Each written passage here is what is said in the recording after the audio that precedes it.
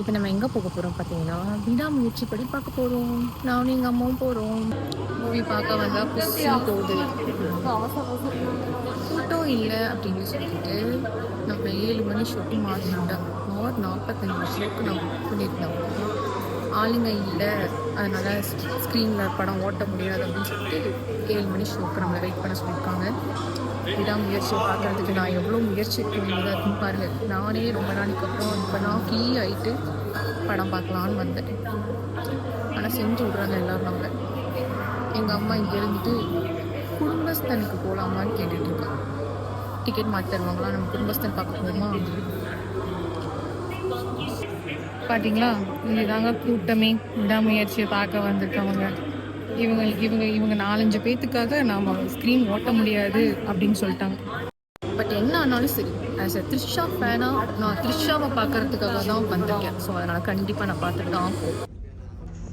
இவ்வளோ தாங்க கூட்டமே தேட்டரில். ஸோ அதனால தான் நம்மளை இத்தனை மெம்பர்ஸ்க்காகவே அடுத்த ஷோக்கு மாற்றி விட்டாங்க. ஃபைனலி நம்ம ஒரு ப்ரீமியம் சீட்டில் ஏறி உட்காந்தாச்சு. படம் டைட்டிலையும் போட ஸ்டார்ட் பண்ணிட்டாங்க. அண்ட் த்ரிஷா சீனுக்காக வெயிட்டிங்.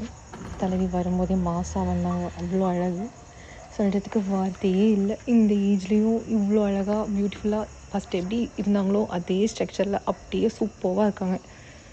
ஸோ தலைவியை ஒவ்வொரு சீன்லேயும் நான் பார்த்து ரசிச்சுட்டே இருந்தேன். அண்ட் இந்த ஒரு லுக் ரொம்ப பியூட்டிஃபுல்லாக செம்மையாக இருந்துச்சு. பார்க்கவே மேக்கப்பாக இருக்கட்டும், காஸ்டியூமாக இருக்கட்டும், எல்லாமே வாவ் அப்படின்ற மாதிரியே இருந்தது. அண்ட் இந்த ஸ்டெப்லலாம் செம்ம க்யூட்டாக அவங்க எக்ஸ்ப்ரெஷன் எல்லாமே சூப்பராக இருந்துச்சு. அவ்வளோ அழகாக இருந்தாங்க. தலைக்கு என்னவோ இந்த க்ளீன் ஷேவ் வந்து செட் ஆகலையோன்னு எனக்கு ஃபீல் ஆச்சு. இந்த பியர்ட்லலாம் நல்லா இருந்துச்சு பார்க்கவே. அது ஒன்று தான் எனக்கு வந்து அழகாக தெரிகிற மாதிரியே இருந்தது. மற்றதெல்லாம் ஃபுல் ஷேப்லாம் பண்ணது எனக்கு பிடிக்கவே இல்லை. ஆனால் த்ரிஷா எல்லா சீன்லேயுமே பியூட்டிஃபுல் தான் போகும். இன்டர்வல் விட்டுருக்காங்க. த்ரிஷா அக்காவை கடத்தி கொண்டு போயிட்டாங்க. தலைவன் அஜித்தை வந்து போட்டு தள்ளுற மாதிரி முடிச்சிருக்காங்க இன்டர்வியூவில். பார்ப்போம் அடுத்து என்ன பண்ண போகிறாங்க. வெற்றிகரமாக படம் பார்த்து விட்டாச்சு. இதில் என்ன கொஸ்டின் அப்படின்னா, பிரகாஷ் யார் அஃபேர் இருக்குன்னு நீங்கள் த்ரிஷா கூட யங்காக இருப்பான், ஸ்மார்ட்டாக இருப்பான், தலையோட அழகாக இருப்பான் அப்படிலாம் சொல்லிட்டு அந்த பிரகாஷுங்கிற மூஞ்சி காட்டவே இல்லை.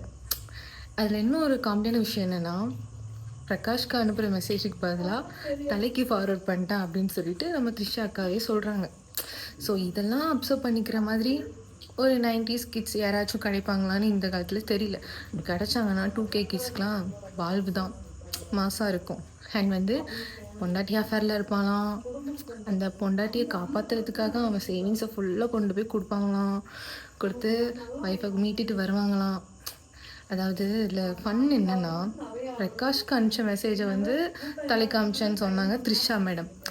அதில் லாஸ்ட்டில் அந்த ஒரு லவ் யூ கடை நீ இவ்வளோ பண்ண அப்படின்ற மாதிரி இருந்துச்சு. கடைசியில் பிரகாஷ்கிட்ட சொன்ன லவ் யூ இவங்க கிட்டக்க சொன்னோன்னா இவங்க சேர்ந்துட்டாங்களாம், கிஸ் அடிச்சாங்களாம்.